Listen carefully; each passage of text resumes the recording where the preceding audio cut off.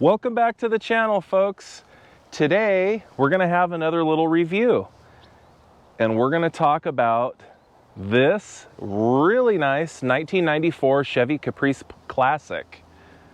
This is, again, my personal car. I've had it since about almost a year, and what can I say about it? I like big cars, and I cannot lie. This one's really nice. It has a really interesting backstory that I'll go into here in just a minute.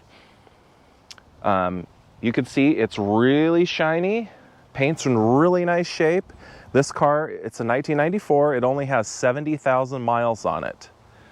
I bought it with 67,000 miles on it, and I bought it in California. The title that I got for it indicated that it had I think it was 64 or 63,000 miles since the previous owner bought it in 1998.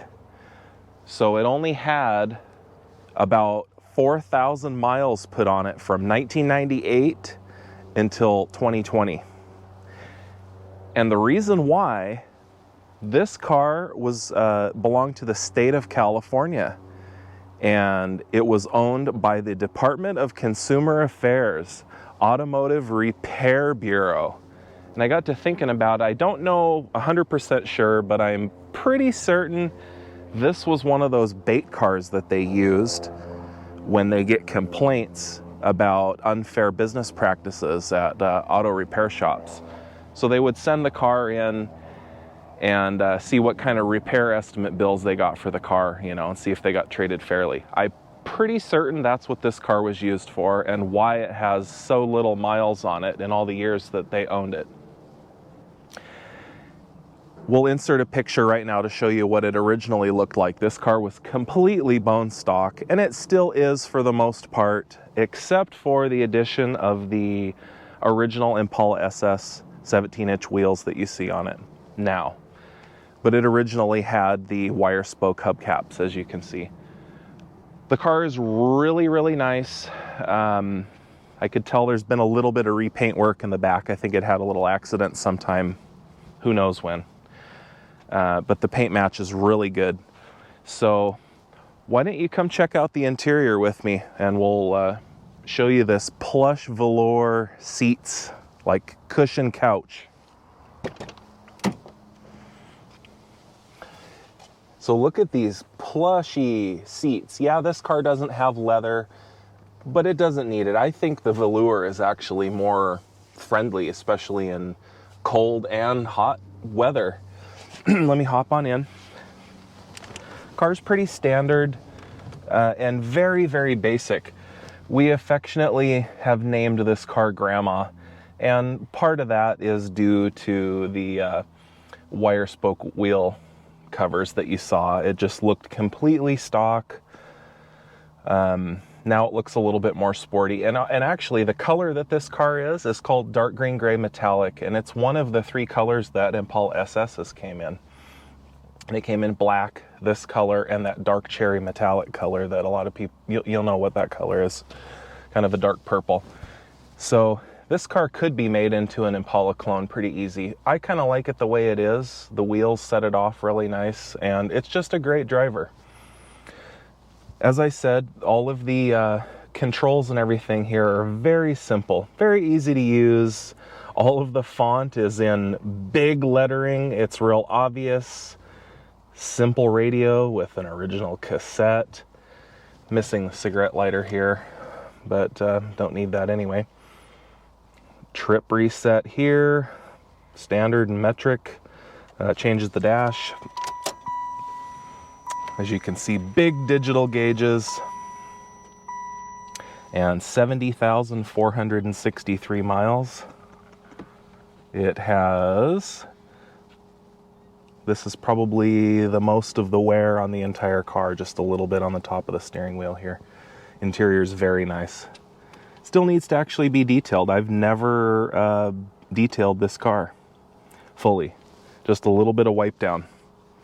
Very simple headlight switches, parking brake release, and hood release. Oh, electric mirrors. Electric door locks, electric windows, and power seat. So, under the hood we come. I'll tell you a little bit about this engine. This is actually a 4.3 liter V8.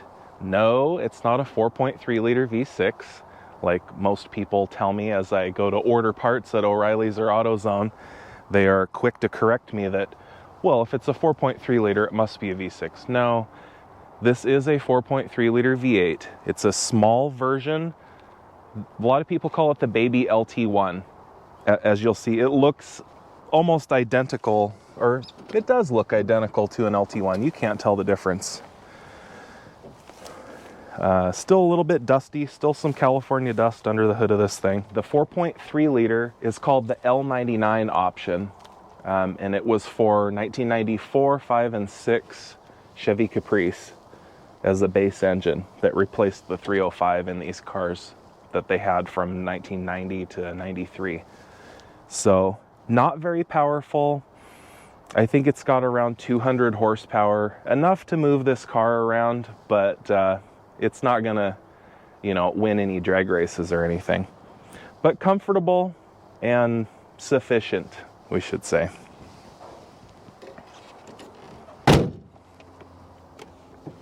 So back here in the back seat, same plush velour interior that the front seats have. The back seat isn't, it's plenty big. It's not huge, but it's comfortable, even for an adult. But very basic. You got some map lights up here. And, again, power windows.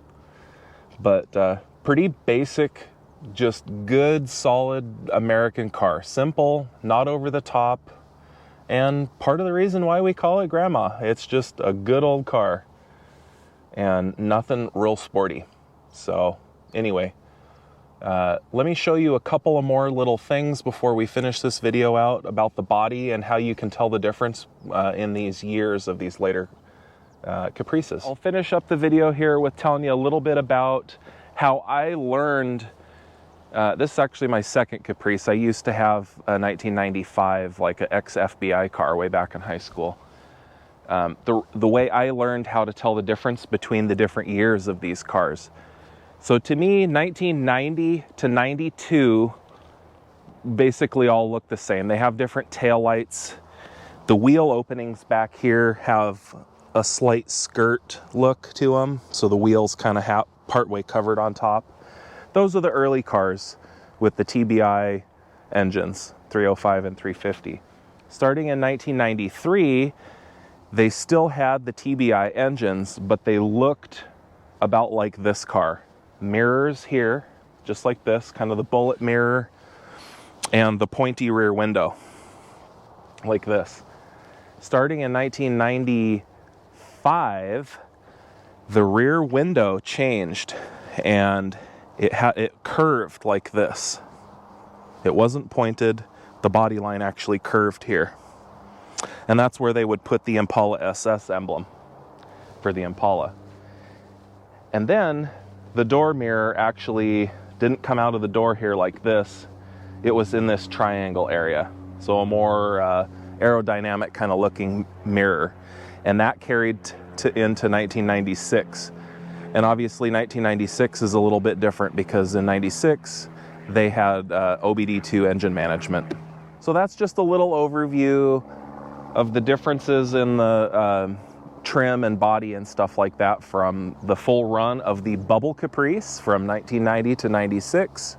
Obviously previous to this they called them a boxy Caprice. So, and then 1996 was the last year of a Caprice until, 2011, when the new Police Interceptor style Holden Caprice came out. So anyway, so that's pretty much it, folks. That's the tour of Grandma, our 1994 Chevy Caprice Classic.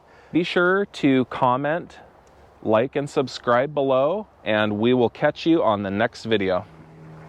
So anyway, as the airplane goes by, we can cut that out.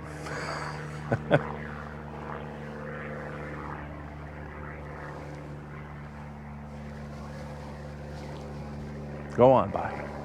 Yeah, go on. Get out of my frame.